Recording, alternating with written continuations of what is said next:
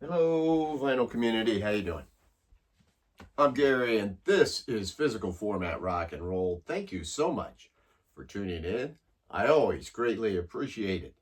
So, on today's video, I want to do 5 songs that I was listening to in 1985. And you're saying, hey, Gary, that is a great idea for a video. Well, thank you very much. But I can't take credit for it because it was a thread that was started by my good friend Mike over at MGK Boston. Now, a thread is what somebody wants to start when they want all of the benefits that go with having a contest without actually having a prize. So it's kind of like for cheaper people. So I don't really think that when somebody does a thread that I need to give them any kind of false praise or anything like that. I don't think there's any need for that. But I'll go ahead anyway because I really like Mike a lot. He's a good friend of mine. We talk quite a bit. And I think he's hilarious. He's got a great sense of humor. And that is a sign of intelligence, my friends. A great sense of humor is a sign of intelligence. So not only is he very funny, but he's very smart. So now his video was actually, he said, show 5 from 1985. So I'm going to alter it very slightly, and I'm going to have 5 albums that I was listening to in 1985. Now they're all albums of that time, but I will tell you that 3 out of these 5 are actually from 1984. They came out in later 1984, but I was listening to them quite a lot in 1985. So I thought that fit the bill pretty nicely.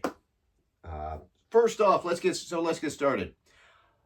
One that came out in late 1984 that I listened to a lot in the summer of 85 that I can remember is this right here.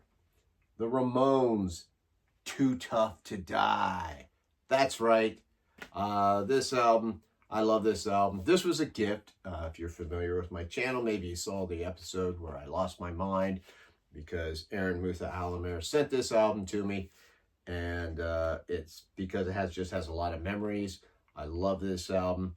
There's a song on here called Warthog, which if you've ever heard it, it sounds kind of crazy. And I remember a friend and I, we would listen to it at the time. It was the first car that I ever had that actually had a cassette player in it, and not just radio. And I can remember cranking that thing up and trying to sing along with it. And yeah, I have no idea what the words say. We would just go, blah, blah, blah. It was a lot of fun. But Mama's Boy is on here, Too Tough to Die.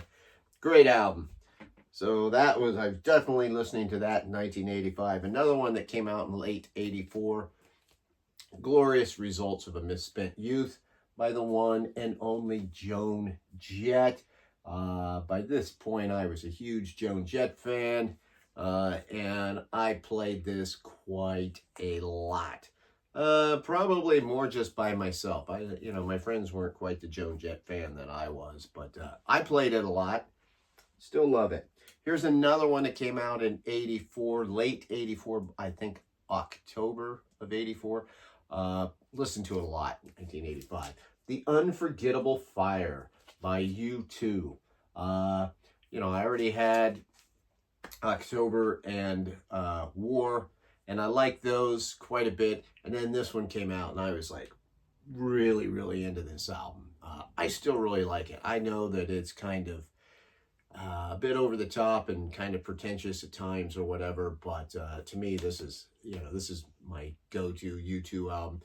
I just remember the production of it and everything, and I thought, man, it's so different, but yet it's so cool. I really, really liked it, and I was really into this. And so when Joshua Tree came out, I was buying that sucker on day one. And I've never gotten back to liking U2 like I did then, but I still love the early U2. And that album there is a reason why.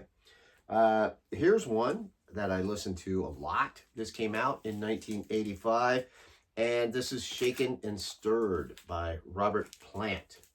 Let me get that correct. Now, this is kind of a bizarre album, bit of a turn. Robert Plant was listening to a lot of goofy bands like Echo and the Bunnymen and whatnot around that time period. He did not really want to be associated with his Led Zeppelin past that much.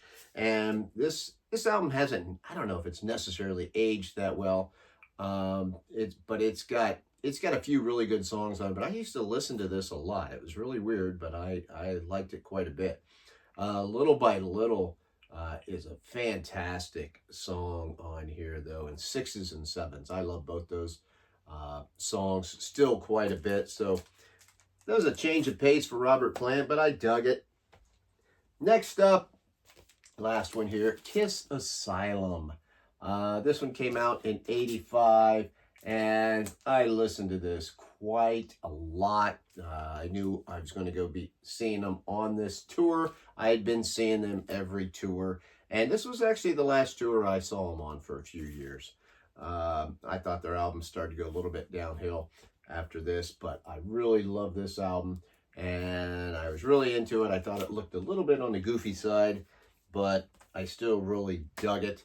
So those are my 5 albums that I was listening to quite a lot. Now I will throw in one extra. I'm not trying to deviate too much, but I had to show this. Iron Maiden, Power Slave. This would have been on my list, but I only have this on CD. I don't have this on vinyl, but I used to have it on cassette. I played this quite a lot, and you know, I think the part of Mike's rules was, he says, don't be a pansy ass and show any CDs, just show records because it's a vinyl community. But I cheated a little bit and I threw that in.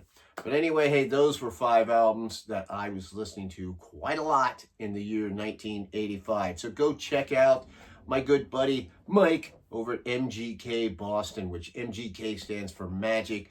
Magic Mike is what he likes to call himself. I don't know why that is. But anyway, I'm Gary. This is Physical Format Rock and Roll. Till the next time, my friends, I will see you down the road.